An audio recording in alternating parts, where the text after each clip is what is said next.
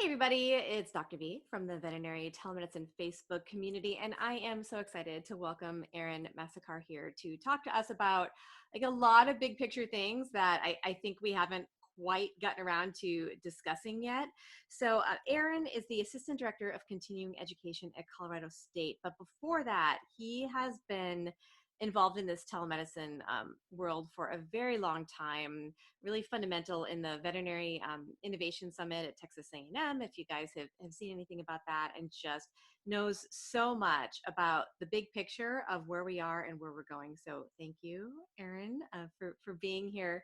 We've had so many great conversations over the last couple of years about this, and I sort of feel like in 4 years, we went from 0 to 2, and then we went from 2 to 50 in like a week. Yeah, So it's super totally. overwhelming. Did I get the numbers right there? Yeah, that's at least the experience, right? It's like, Yeah. yeah. So one of the things that I thought we could talk about is just the sort of misconception that veterinarians have been in charge of where telemedicine is going. I think that's a facade that we've been able to maintain the illusion of for a very long time. But just today, so this is April 2nd that we're recording this, the governor of Arizona came out and said, hey, veterinarians, you guys can do telemedicine. And they removed all of the barriers. And basically every barrier that we've used as an excuse is now gone. So the only barrier is you. So, Yeah. So it's been really interesting, right? Because there's been lots of really interesting studies that have been put out by um, there was the bear animal health study, then there's been the Merck pet owner pathways, and there's all sorts of things that are showing that this is what consumers want. And then if you look at some of the companies that have emerged in the market, companies like Fuzzy, for example, or Whisker Docs, or some of the ones that are going direct to consumers, they're answering those basic questions. So yes, absolutely, like the market is speaking, and they're saying that they want these answers. And now it's becoming abundantly clear that from a legislative perspective that yes, not only does the market want it, but the governors are listening to what the market is saying and just reducing barriers. That's of course not the case across the board, right? Because it's kind of divided like one third, one third, one third. So one third of states are like, why would we have this silly regulation that prevents veterinarians from exercising their professional medical opinion? Let's just give them the tools that they need to provide healthcare. And then there's a third who are like,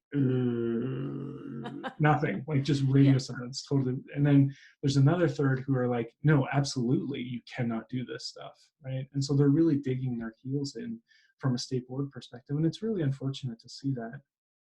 North Carolina, Texas, some of those places are really like pushing back and saying, no, you cannot diagnose using electronic means. Even if you have a VCPR in place, you still cannot diagnose in North Carolina, right? And you're just like, Why do you have any idea is why?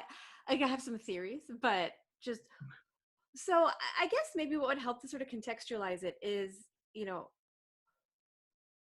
I've always thought the role of the Veterinary Medical Board, right? This is a mandate from the government to protect the consumer. right. Um, and if the consumer wants this and everybody else wants this and they're still saying no, what is sort of that justification? So there's a very real concern that if you just kind of open up the doors to this stuff, then people are going to misdiagnoses or Mhm. misdiagnose something. There's a genuine concern about that. Yep. But the really weird thing is, and this is something that's been bothering me for a really long time, is that they have no problem with someone misdiagnosing somebody like in person. They're not preventing that. They're just saying, use your professional opinion. If you're in I'm person the and only you one make allowed to misdiagnose. Like, you right, like can't. it's just you just it's just nuts. But simply because it's through electronic means, then the person is not allowed to do it. So not only are they incapable of using electronic means effectively, but on top of that, they don't even know that they're incapable of doing it, right? And so the board thinks that they're actually protecting the veterinarian from their own ignorance, right? And you're just like, why would you do that? Like that doesn't make any sense. So do you think, in your experience having had these discussions, have you had a lot of deep discussions with members of various state boards to the point where you would feel they have a real clear understanding of the issues? Have they been actively involved in seeking that out? They've been active for a long time, right? So Hmm. every state board has got, as far as I can tell, has got some sort of task force that has been considering telemedicine over the past 2 to 3 years. It's just sometimes you get into the what if Yeah. scenarios. And that as soon as that happens, then you're like, yeah, but what if somebody makes a mistake, right? And you're like, yeah, but your practice act already covers that through negligence. So it shouldn't really matter. But they just think, okay, but what if we have to protect the consumer? And so it's my job to protect the consumer. So then I'm going to prohibit people from doing this. And that, And so, yes. And then there's a lot of other more progressive ones. And I have to, like, if you look at the demographics of the state boards, it's not representative of graduating veterinarians today, right? It's yeah, just, it's not, right? So is it that there's maybe some miscommunication that's happening there, or maybe a lack of understanding of what's happening on the ground today in practices that are more forward thinking? I think so. But then there's some that are like, they're really progressive about this and they're really smart. They've been thinking about it for a while, and we're seeing yeah, some. and I I don't want to give the impression that I'm like, oh, all the state boards stink and they're completely out of touch, because Yeah. that's not it at all. And they're certainly given a very challenging mandate. Um, but we're in this position where the entire world has changed so quickly. um, Mhm. and what I keep coming back to, because I would actually, before I get to that, can you go over the AAVSB Model Practice Act and its view on telemedicine BCPR? Yeah. Yeah. So if you look back, started in about 2016. And if you hear the outs and abouts, you'll hear that I'm Canadian, and you can hear that a little bit of pride coming through in my voice when I talk As about it should be. what happened in 2016. So the College of Veterinarians of Ontario came up with some language where it was very clear, right? Veterinarians need to exercise their professional medical opinion. So that came out, and then a couple of years later, I think this was in around September or October of 2018, I believe, AAVSB came out with very similar language. It said, like, sometimes you can establish a VCPR in lieu of a hands-on exam if you have enough information, right? And that's it. You have to exercise your professional medical opinion. You are trained to exercise your opinion day to day, hands-on. You're equally trained to be able to exercise that through telemedicine. And the thing that, like, is so important that a lot of people don't really talk about is, like, no veterinarian should ever be in a position where they feel like they have to compromise that professional medical opinion simply Right. because the consumer wants it, right? Like, oh, I'm in this telemedicine consult, and so therefore you have to diagnose. Like, no, you got to be clear about those expectations up front. And that's Yeah. exactly what AAVSB is doing. The interesting thing about AAVSB is that they don't have any power to enforce that on a state level, Right. but It's like they're actually recommendations. right. And those recommendations are from the states, right? So the state boards get Right. together, they put forward a recommendation to AAVSB, which then has no binding force on the individual states, right? You're just like, wait, what just happened there, right? Because they put forward a recommendation, the organization, the association then puts forward a recommendation to the state boards, and some state boards are looking at adopting that, and some aren't. So it's there's this interesting thing that's happening, but it's clear that that's where the future is going, Yeah. is being able to reduce barriers to veterinarians providing care when they see fit to do so. And that's what AAVSB wants, that's what Jim Penrod wants, and that's what consumers want. So And that's where things will go in the future. it's so interesting to me when you talk about sort of like people have this expectation, oh, if they do a consult, I'm going to get all these things. And I'm like, that hasn't been my experience, both like as a patient, Mhm. and talking to people.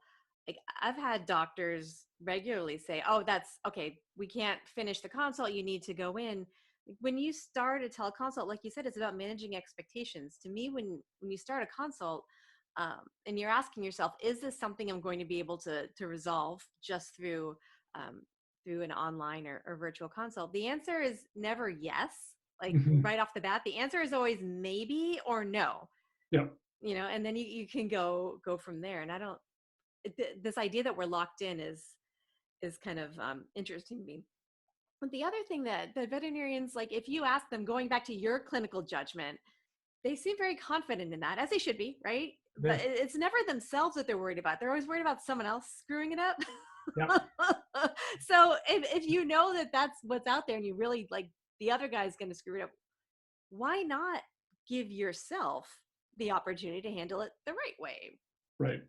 You kind of, It's funny. There was this episode on John Oliver that talked about whataboutism, and this yes, like long thing about like, what about, and it's like, well, what about the patient who needs care, right? Like, what about the patient who's out in a rural situation, or doesn't have the finances to come in, or can't schedule time because they're working two jobs? What about them? Like, that's who I think most veterinarians are really passionate about, is being able to yeah, reach out to the local community and provide care to them. Those are the people that you should be thinking about, and not somebody else who's going to take advantage of it, and misuse it, because there's no way of like, as soon as you figure out who that person is, then you let the state board know, and then they do their job, right? Because state boards are driven by complaints. That's the only way that they can enforce the rules, is by a complaint. yeah. So, do your job, exercise your judgment, reach out to the people who need it, and provide care to the animals that are in desperate need of it. And then the really nice thing is, on top of that, people who have a telemedicine consult on average spend 25% more when they come into a practice. And so even if you're not making anything on the consult itself, people are spending more when they come in. They come in twice as fast. So if you have a consult with them and you say you need to come in, they're twice as fast. So if it normally would take 4 days, it'll take 2 days, and they're twice as Wow. likely to come in. So as soon as they hear, oh my God, this isn't normal, Yeah. then they're like, wow, this really isn't normal. I need care right away. But the decision delay that normally exists prevents those animals from getting care. And telemedicine just intervenes earlier on and just says, let's eliminate those barriers of cost and convenience, reduce those down as much as possible, and get the information that you need in order to provide that care to your animal. Like, that's what's happening.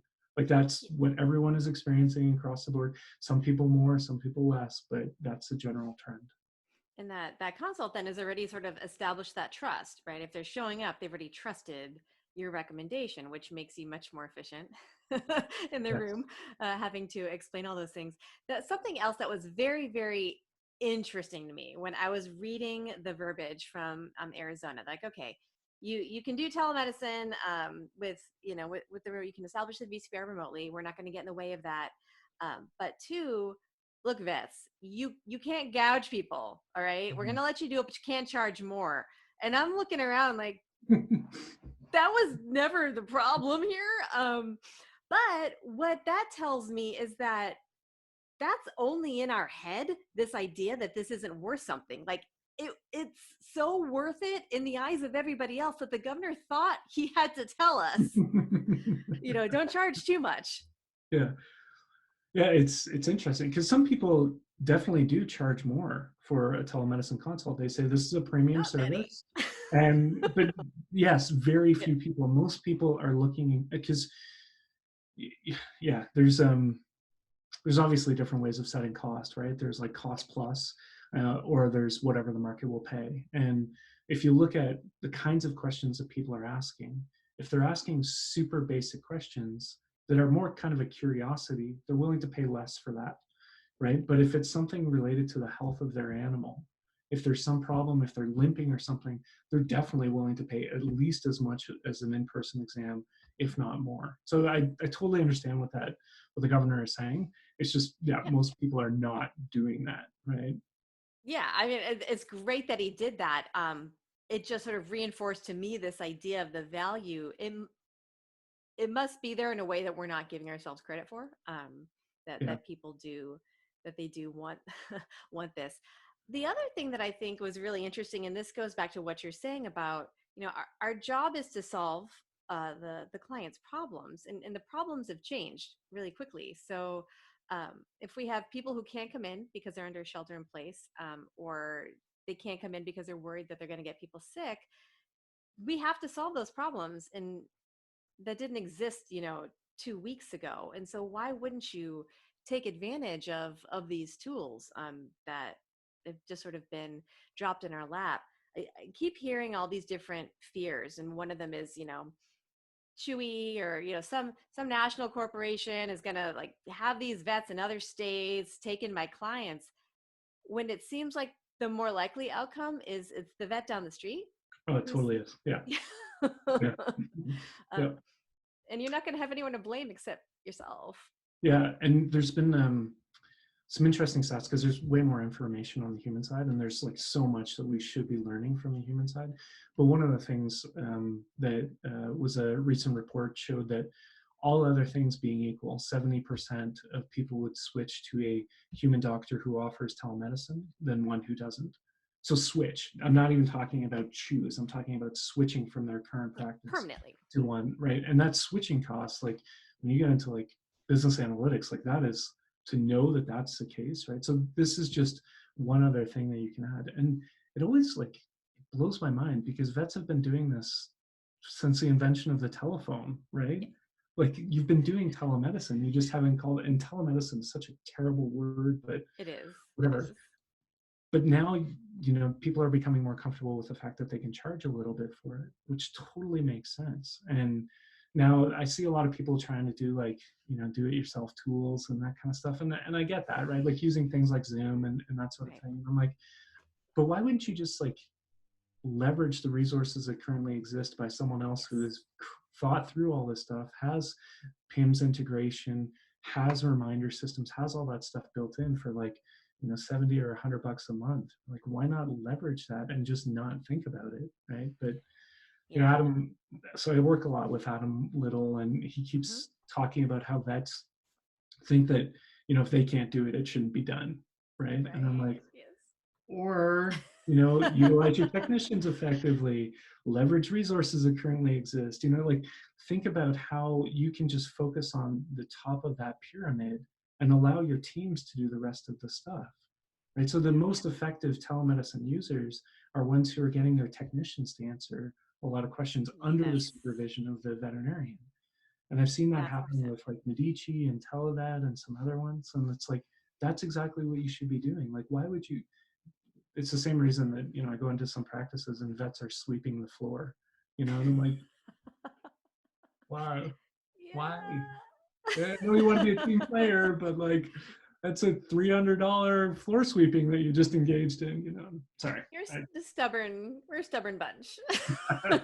I don't think anybody would argue that point, but it's so interesting because I feel like these have been sort of theoretical conversations for so long, and then all of a sudden they can't be theoretical anymore. People are worried they're losing business. Nobody's coming in, and telemedicine isn't going to solve. It's not a solution for everything, but it's a tool, right? It's a tool like everything else, and everybody's so focused on the tech. Yeah. It's like telemedicine has never been about the tech, right? It's been about how you use it. So if people are just confused and they kind of want to learn more about that, I mean, I feel like this trying to sort out the regulations has been a challenge for even the people who do it for a living. And so what would you say to someone who's like, I just don't want to do it because I'm worried that I'm going to break some sort of law I don't know about? It's unfortunate, but you do have to go to your state boards or your state VMAs and find out exactly what they're saying. And I say that it's unfortunate because it's not always clear, or there's like misrepresentation of information. Like, with North Carolina, that you cannot diagnose through telemedicine, but you can provide general advice. So then a definitive diagnosis is not okay, but general advice is. But what about that gray zone in between them? So there's not a lot of help. I think that it's important to think about how state boards function. And they're always complaint driven, right? So a complaint comes into the state board. They can't do anything on their own. They can do no investigations on their own. They can only operate when a complaint comes in. So a complaint comes in, state board performs an investigation. The state board might send a letter to someone saying cease and desist or something like that, right? And that is, I totally get that that's absolutely scary because it's your license. You're concerned about your ability to practice medicine. Totally get that. If things continue and you think you're doing the right thing, talk with your peers about it. right? Because what will happen is when you go back to the state board, if there's any sort of judicial process that happens, they will always pull up a jury of your peers, whether theoretical or actual. And if you're doing what you think is the right thing because you have enough information to provide a course of action for somebody, and you're exercising your professional medical opinion, then that will often supersede any interpretation that comes from the state board. So that's why, like, what you're building right now, which is so awesome to see it blow up so fast, It's like it's crazy. It's crazy, so right? fun. It's so fun. But that's why it's so important, is because then you can get that jury of your peers from the beginning, and you can say, hey, what do you think about this, what do you think about that? And everything that I've seen within that Facebook group so far has been really supportive, which is often rare in veterinary medicine, right? Well, it Because took a little elbow grease.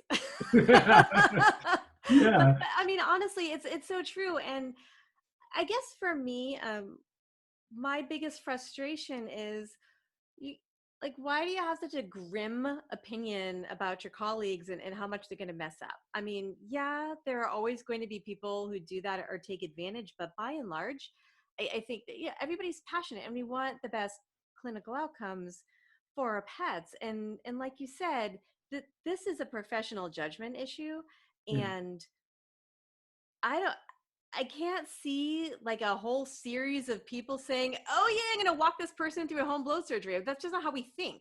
Like, we're risk averse to begin with.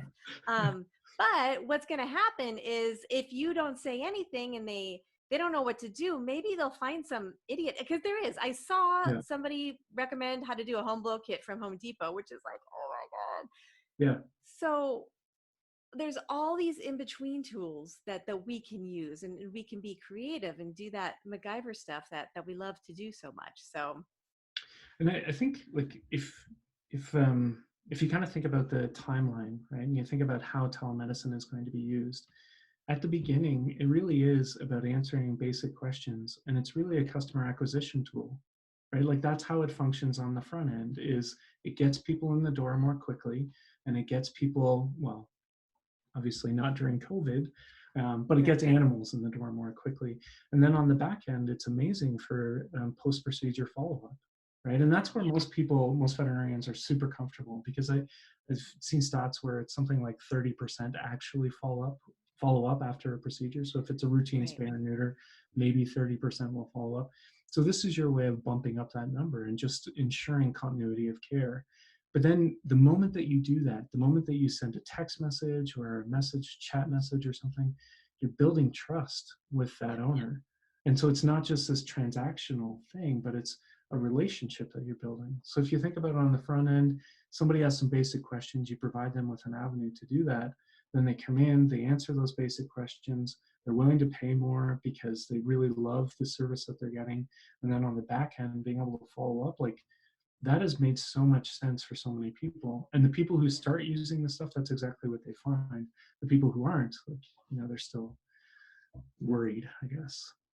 And it's so interesting. I was having a conversation just with my sister about this idea of who you get advice from, and like, convenience is a big part of it, but you also, like you said, you want the trust person first. Yeah, She said, I've paid for these telemedicine consults after hours, and I never get the same value as I do from my own doctor, and I would pay more because this person only knows me for 5 minutes, and this guy's known me for 30 years. So yeah, it's like, I value that, and for some reason, we don't we don't ourselves. So maybe this will yeah, change things. yeah. Oh, I think it looks like it is for a lot of people. Just yeah. being able to value that time. And even irrespective of valuing time and being able to make more money and stuff, it just makes so much more sense from a care perspective, right? To be able to document everything appropriately, rather than it just being some random phone call that you may or may not remember 3 weeks later. You've documented it, you have evidence, right? And so you can go back to that evidence whenever you need it.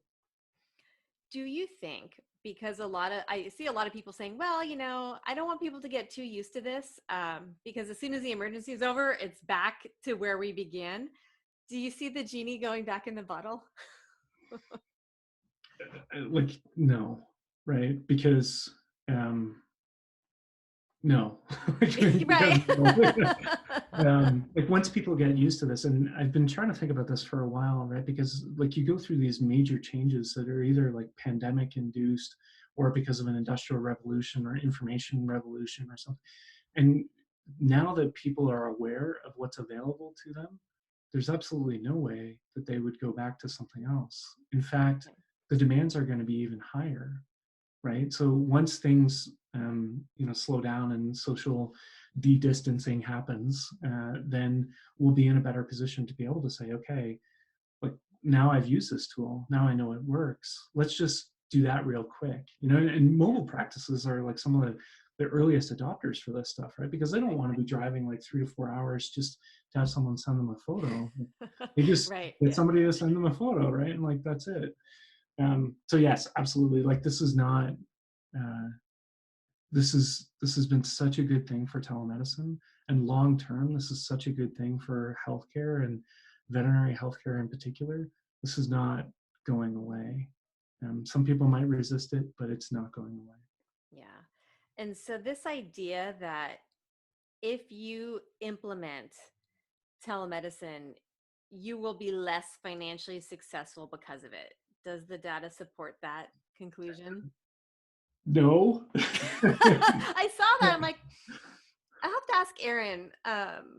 You'll be less financially successful because it's so. Here's the thing: if you implement telemedicine and you don't charge for it, then yeah, you're doing more stuff and getting paid less. Like that, yes, you're going to be less successful. But if you're charging for it and you're charging a fair rate for it, then absolutely you'll be more successful, be able to drive more revenue for your practice, to be able to, and I've seen some really interesting things happening. Like people will start off just doing consults like in between in-person consults, and then they said, okay, I've got enough, I could probably block off an hour, and so then they'll go to the synchronous hour time, and then they get more and more, and then they have veterinarians who want to go on maternity leave, Yeah. and they still want to be involved, right? And so, or they want to work from home for a day, or they want flexibility with their schedule, and so they're blocking off entire days for them to be doing these post-surgical consults, and they're charging for it, and so they're still making money for it, right? And it's maybe not as much money as you might make if you're doing like a full workup with that animal, but you're still driving revenue, and it's giving people flexibility. And when you look at one of the AVMA's recent charts that they put out, veterinarians actually want to work less, Yeah. you know and so if you give them flexibility in the schedule, then not only as like a practice owner are you providing more avenues for people to exercise in their medicine in the way that they see fit, but you're also giving them more flexibility to be able to be with their family and still with your practice, right? So that they don't have to choose either or. It's a both and, and there's so many good things. And Yeah. all of that good stuff will come out afterwards. It's crisis mode right now. I totally get that. But afterwards, it's gonna be awesome. It is, but I think, it's so important for me to bring people like you forward and say, look, I know this is totally new to you, but there are a lot of people that have been thinking about this for a long time. So it's not exactly flying blind. I think we have a good idea of how this should work and where it's probably going to go. So thank you for sharing all of this. Do you have any suggestions for resources if people are trying to sort all this out? Like, where would be a good place to start just to learn more about telehealth? Like obviously the Facebook page Yeah. and group that you put together, that's going to be really good. American Telehealth Association, so the ATA, is awesome, and they should definitely be looking at that. Um, yeah, there's so many like really great people who have been doing some really good things. Yeah. Aaron Smiley is Mm-hmm. awesome, and he posts, I'm not going to say to an annoying amount because it's like you can kind of filter it a little bit, but he's posting all the time about how he's using telemedicine. Yeah, it's like a whole So series of use cases on his LinkedIn. totally, and like charts, and he's like got data and all this kind of stuff behind it. So that's really awesome. Yeah, and then your state VMAs can be really helpful too. Always knowing that they're going to very likely take a more conservative approach than what the market is asking for, Yeah. but then being able to navigate that, I think, is important. Yeah. Right. So no matter what your comfort level is, like there is something you can do. You don't have to go Yeah. straight to the most boundary pushing thing. You got options. So Yeah. And yeah, you definitely don't need to like immediately go to video chat, right? Like yeah. some people say video chat is the way to go, and some people say that just asynchronous texting is the way to go. It's pretty clear that more people want a chat-based function or a text-based function than they want video. That might be different from practice to practice, but across the board, more people want that asynchronous chatting, just like texting with a friend. That's what they Yeah, want. you're gonna get me on the horn a lot faster if I don't have to turn on the video. I just Yeah. saying. I know that varies from person to person, but yeah, that is a consideration for me. Yeah, for sure. Oh, well, awesome. Thank you so much. I really appreciate all of your time and insight. That was super Yeah, valuable. I'm glad to be here.